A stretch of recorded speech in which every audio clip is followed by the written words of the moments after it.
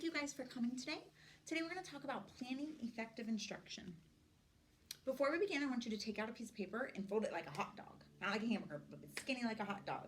And on the left, you're going to write down the main slide headings that you will see, and I'll point them out. And on the right, you're going to write down important things that you find important from this presentation as we talk about those different topics. So when you're teaching middle schoolers, what's important? Why do you even teach middle schoolers? How can you be effective? This presentation will hopefully give you those answers. So the first thing we're going to talk about that you do with students is cues, questions, and advanced organizers. Hint, this is what you're going to write down on the left column. The slides that look like this. So what are cues? Cues are hints for students about what you will be learning and the content that we'll be teaching in the upcoming lesson. Why do we do that? It signals students on what they already know and provides new information, as well as it piques their curiosity, and we know that a curious learner is the best kind of learner. So how? You're going to focus on what's important. You're also going to be explicit. You're going to see that word quite often about being explicit. We have to show these students. You might think they can summarize. You might think they can make predictions, but you got to show them your brain. Oftentimes in the classroom, I pretend to open up my brain and let them look to see how I'm doing these different skills. We're going to ask inferential questions, and we're going to ask analytical questions as well. So how can we be how can we be explicit? Let me show you an intro to an 8th grade unit of fiction unit.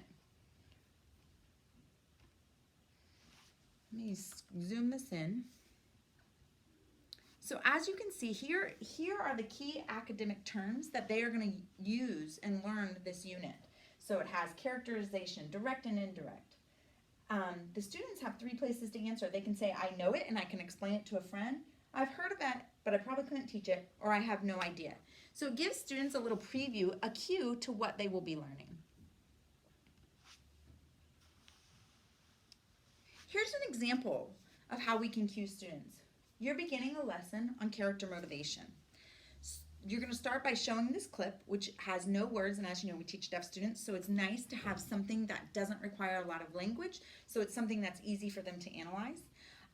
We already know character types. We've already talked about character types, about flat characters and round characters, and now we're going to analyze and discuss the reasons why characters behave a certain way, known as character motivation. So you would click this little clip. For time, we're only going to watch a few minutes of it.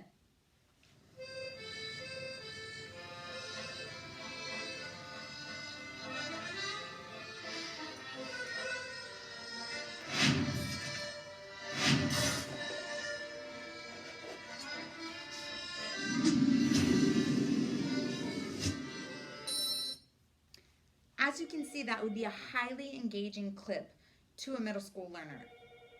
Using this would cue them on the new information they will learn. Another thing you want to do with cueing is focusing on what's important. You have to begin with the end in mind. What's the point of your lesson? What's your objective? It is critical for your questions you ask to address what is important about the topic that you learn. So you have to think, what do I want the students to be able to do at the end of this lesson? And then your cues will align with that. You're going to ask inferential questions. Question-answer relationship, QAR, if you hadn't heard of that, is a great skill. And there's one QAR type of question that focuses mainly on inferential questions. So for QAR, we have those right there questions where the answer is right in the text. Who wore the red jumpsuit? The girl ninja from that movie we just watched. Think and search requires you to find the information in more than one place in the text. But the author and me questions, where only part of the answers in the text and the other part you have to get from your own knowledge, those are those inferential type questions where you have to combine and predict and reread, and then on your own is your opinion type questions. So that's one way that you can make sure you're asking inferential questions when you're cueing. Analytic questions require students to think more deeply. The answer might not be right there. Students are providing support for an argument, and they're going to articulate their personal perspectives. One way to do this is shared inquiry. I made a video for Pineapple PD when I was a teacher, and you can see it here. I'm only going to show a little bit because of time, but we would generally watch this entire thing, and it'll show you how you can pose a question for students about a story they have all read, and that they will then lead a discussion. You just guide, you're not allowed to have input, you just guide the discussion where students all debate and use support from the text to support their perspectives on an analytic question. Here we go.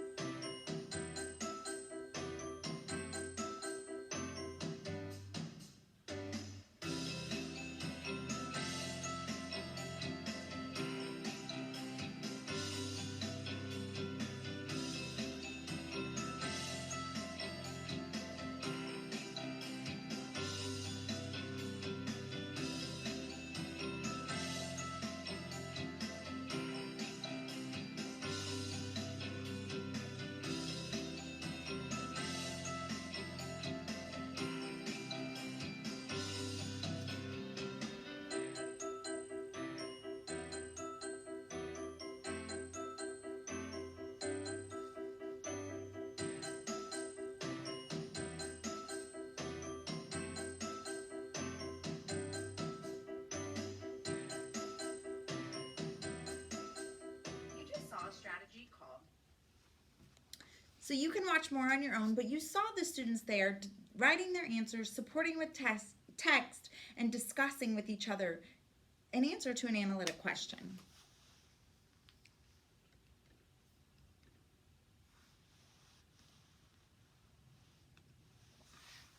Another component is advanced organizers.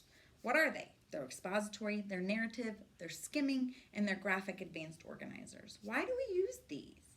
They help students access their prior knowledge. It makes it clear to students what they will be learning regarding a specific topic. Okay, here's our second category. So this is also going to go in the left-hand side of your notes, of your hot dog notes, of your 2-column notes. These are called non-linguistic representations. What is that? It's creating mental images for knowledge. It's imagery expressed through those mental pictures. Why? Why do we do this? It provides students useful tools that merge knowledge presented in the classroom with mechanisms for understanding and remembering that knowledge. And as you know, our students are deaf. We use visuals all the time. So this has them attach meaning to that mental picture. Why? It increases their transfer knowledge of what they know to a new topic. It helps them make connections. And it helps students be able to retrieve information that they might have learned before. We know, again, teaching deaf students that this is critical and important. One way to do this is using graphic organizers, making physical models or using manipulatives, generating mental pictures, creating pictures, illustrations, and pictographs, or engaging in movement and kinesthetic activities that involved all your senses. Here's an example.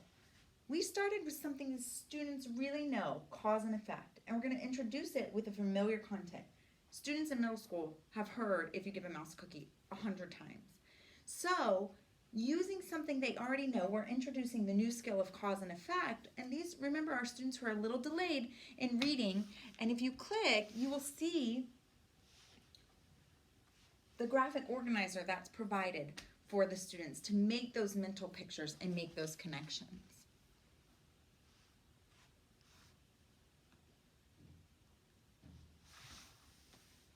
Another way is to make physical models that helps them create with their hands. The one caveat for this is we know sometimes students get so focused on the creation that they're not making connection to the real reason we're doing this. What are we trying to teach them and what are they trying to learn from the content?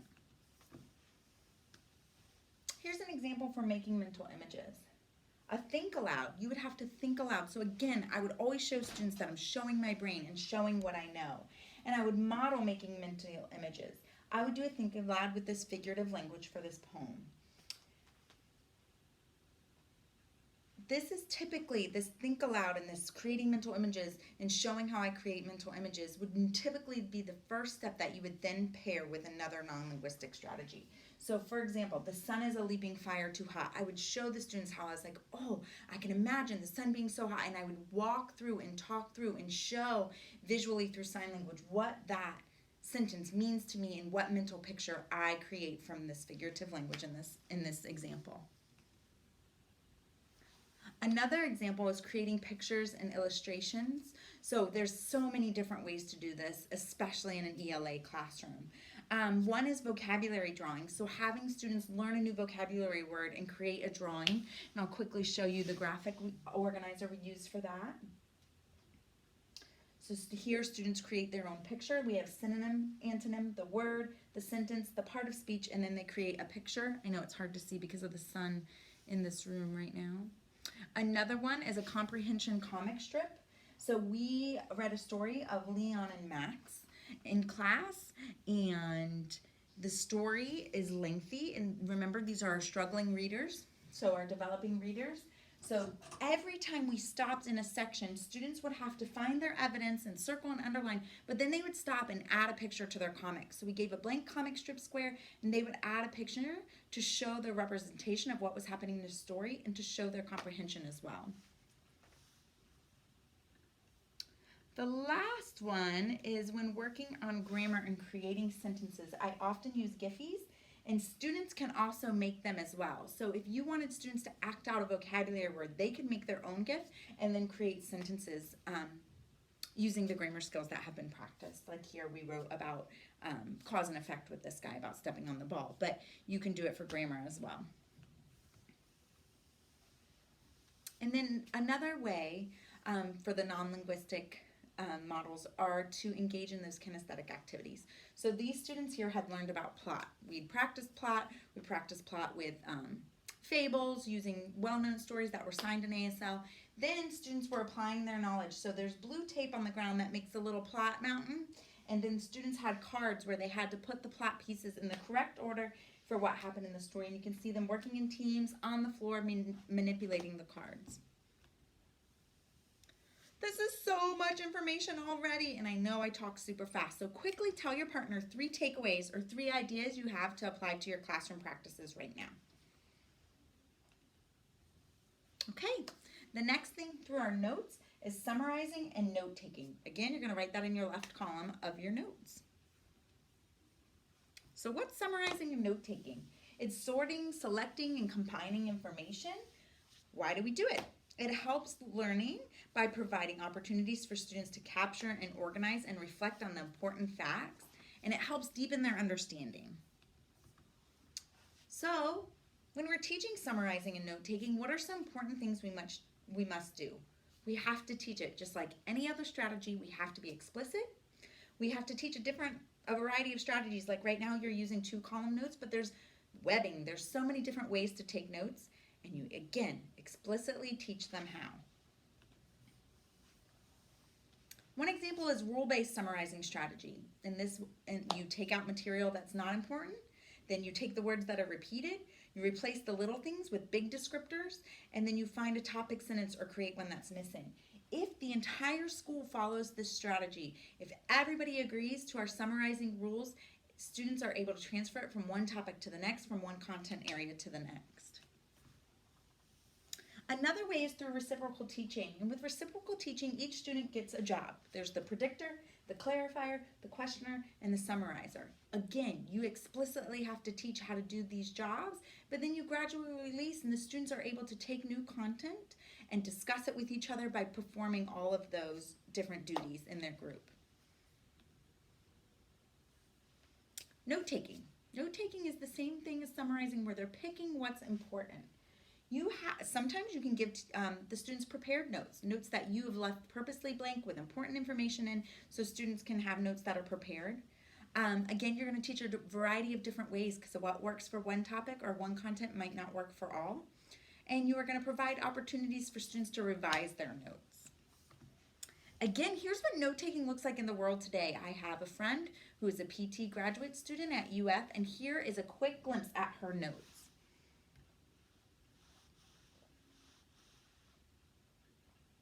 So she does a lot of electronic note taking, and she has different things she uses.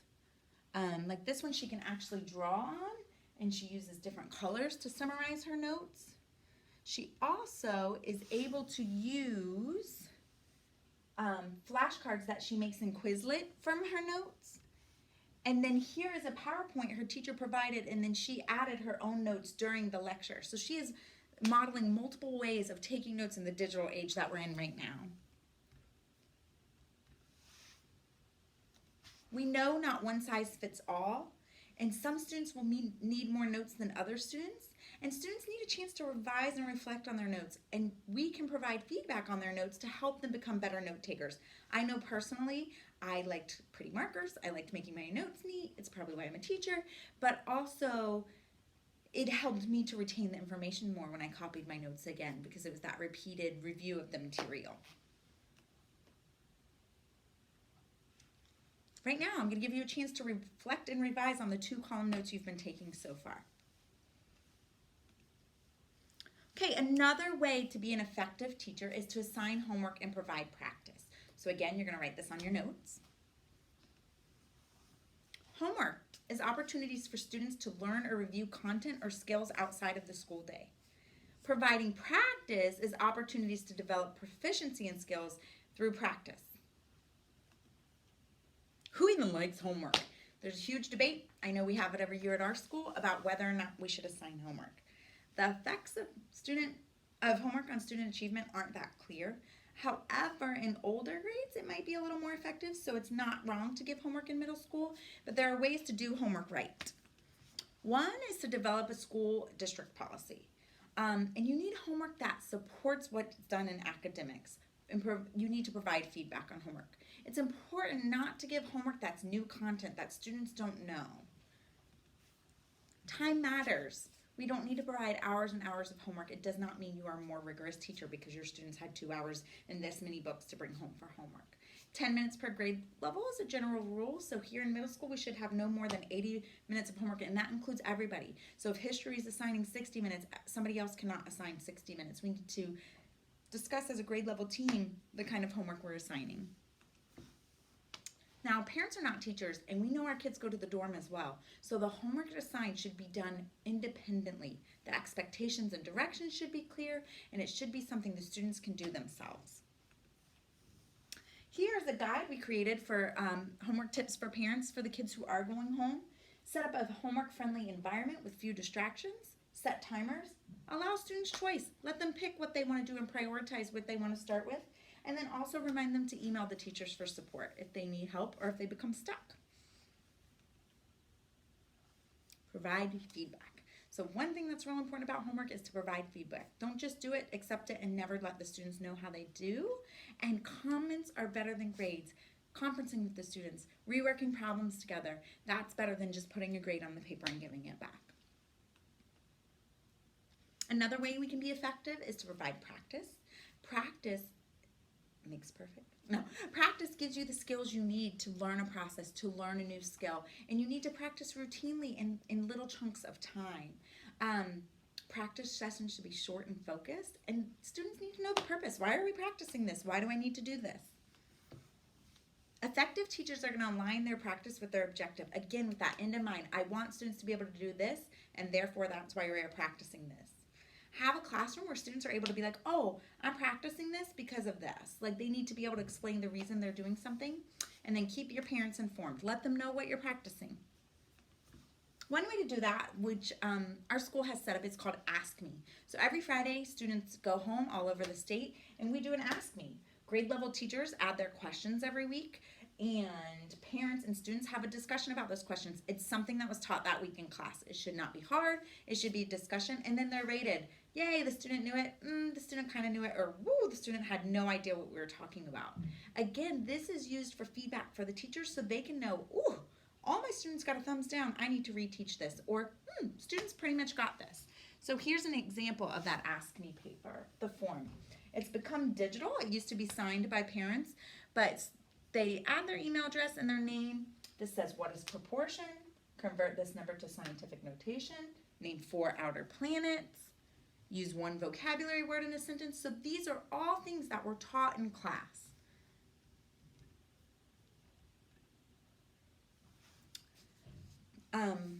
Another way to be an effective teacher is to teach students to identify similarities and differences. So again, you're going to put this on your notes. What's this mean? It's asking students to compare, classify, create metaphors, create analogies. We're going a little deeper here. We're taking our knowledge and we're attaching it to something. It makes connections to existing concepts that we already know. It's really what helps us make sense of the world, and students are making those connections. Again, we have to teach it in a variety of ways. We have to guide students, and it goes back to providing those cues. When teaching it, you should be explicit again. You should model, start with familiar context, use that gradual release of responsibility, and include graphic organizers in those non-linguistic models that we've already talked about. So in figurative language, how we did some classifying in an ELA class that you can do is, you'll see in the next few slides, has an example of a simile and a non-example. And students are working together to synthesize, make those connections, and figure out what that word simile means. So as you can see, examples pop up on the this is a simile and this is not a simile. And then questions are asked, and students are meant to compare these sentences and really figure out what's going on. What is a simile? So there's a whole bunch of examples for students to go through. And then the last thing we're going to talk about today is generating and testing hypotheses. With this, it's using what you know and making inferences to draw new conclusions. Students elaborate on their understanding, they're able to explain their understanding, and it really deepens their knowledge. How? We can analyze systems, problem solve, experiment, and investigate. We need to let the students talk. When students talk about their learning, when students can explain their thought process and explain their reasoning, it's really impactful for students. If we provide an audience, it gives them even more real-world experience of presenting their findings.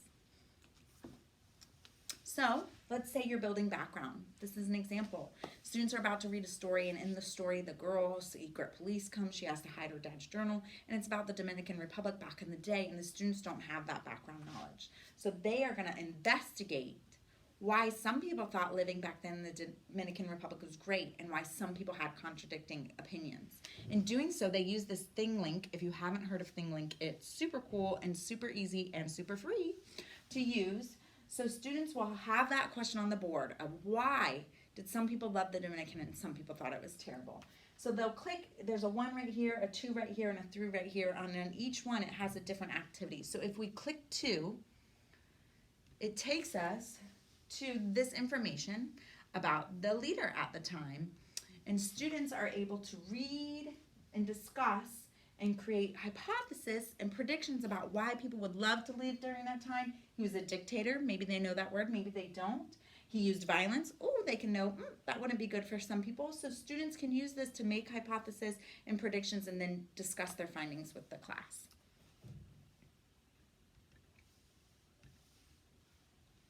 So we learned a lot today. So using your 2-column notes, I want you to tell your partner 3 things you learned, 2 things you want to try in your classroom tomorrow. You want to go, you're so jazzed to go put them in your lesson plan.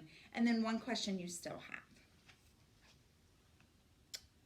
And if you have any questions, you can contact me. And thank you so much for coming today.